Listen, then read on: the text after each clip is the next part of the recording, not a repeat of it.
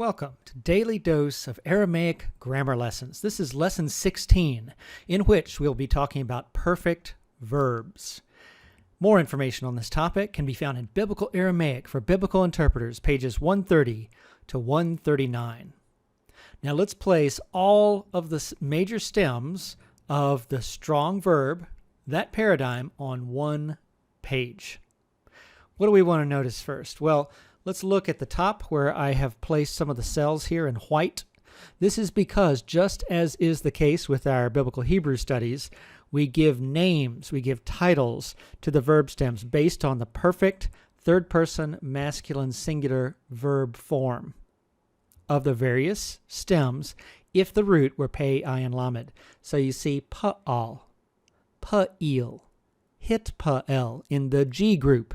In the D group, pa'el and hitpa'al. Now DP is missing, what would have notionally been pu'al. It's not attested, and so we don't put it on the chart. And then the C stems, hafel and hofal.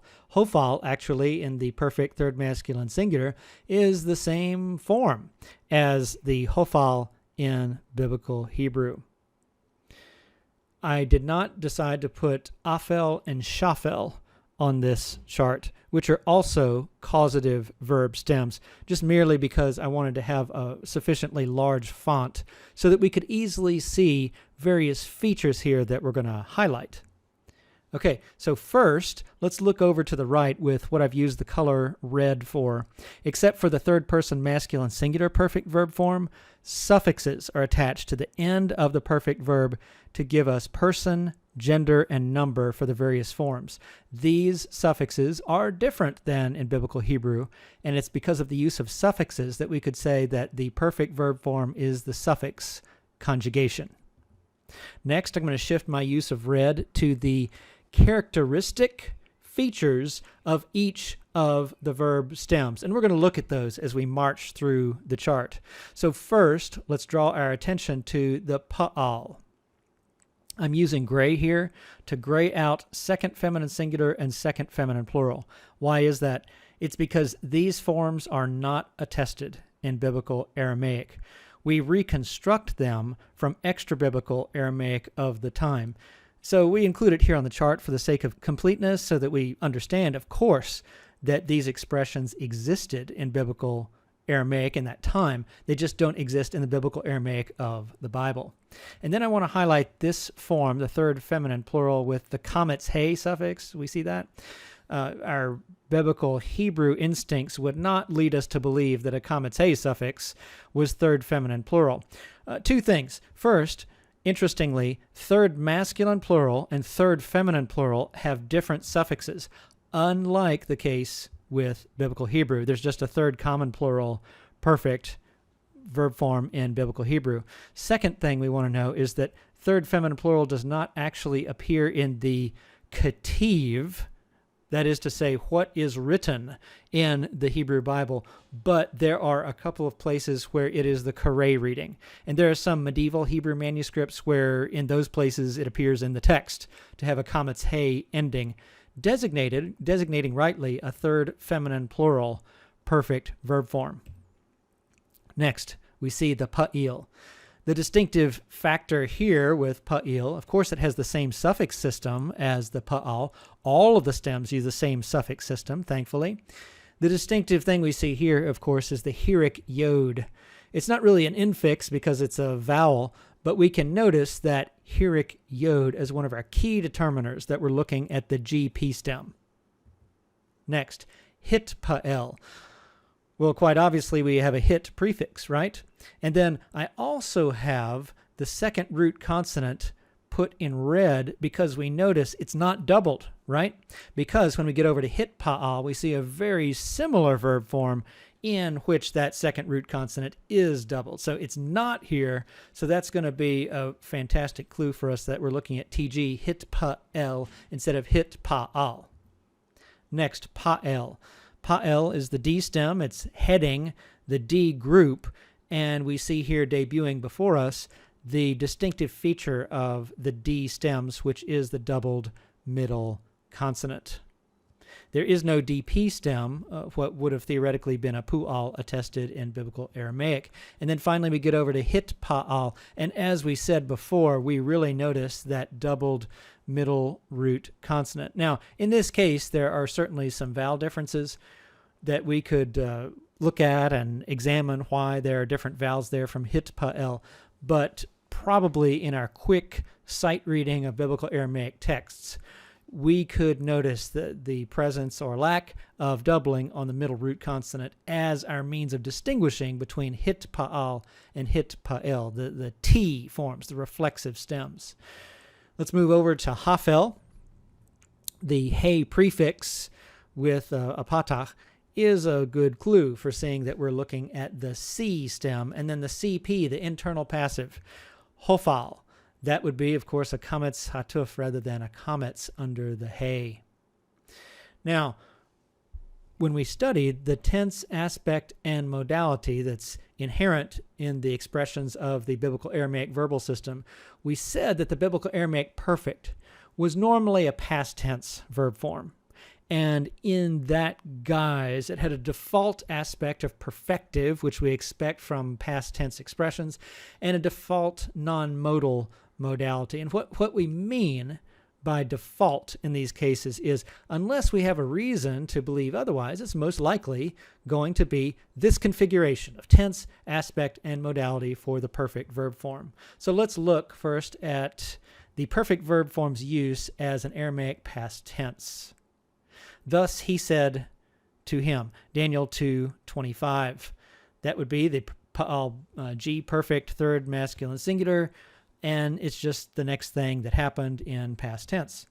Now, there's a special use of the perfect verb as a past tense, and that is first having the adverb edayan or bedayan, and then the perfect.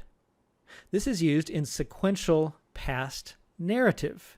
And this syntax point kind of stands out to us as biblical Aramaic learners because we are accustomed to a different way from biblical Hebrew of expressing sequential past narrative, and that's the use of the vayiktol verb form.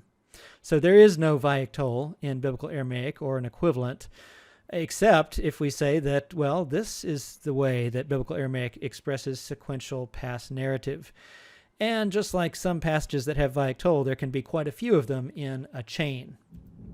And here's an example. Then the king said, Daniel 6:17. So you see the bedayan first, and then malkah, the king, said. Perfect third masculine singular. Okay. Now, those were dynamic verbs we talked about. What about the case of stative verbs? Well, perfect stative verbs are past or present state. And so here's an example. The king was angry and very furious with two pa'al G perfect third masculine singular stative verbs. Now, how would we know? How do we distinguish between past and present as far as the state goes? That would be from context. So that's the special thing about stative verbs. We have some more need to look at the context, especially because we're saying that the perfect verb form in Aramaic is usually a past tense form. Okay, next, how about these defaults, the default perfective viewpoint aspect? What have you done? Now, what did you do would sound a little bit more like past tense in English, but the idea in Daniel 4:32 from context it seems to be much more naturally thought of as the entire act that was done, beginning to end. We're not talking about some slice of that action, the entire action, which of course would be in the past, but a perfective reading makes sense here in Daniel 4:32, and that's the default that goes with the perfect anyway.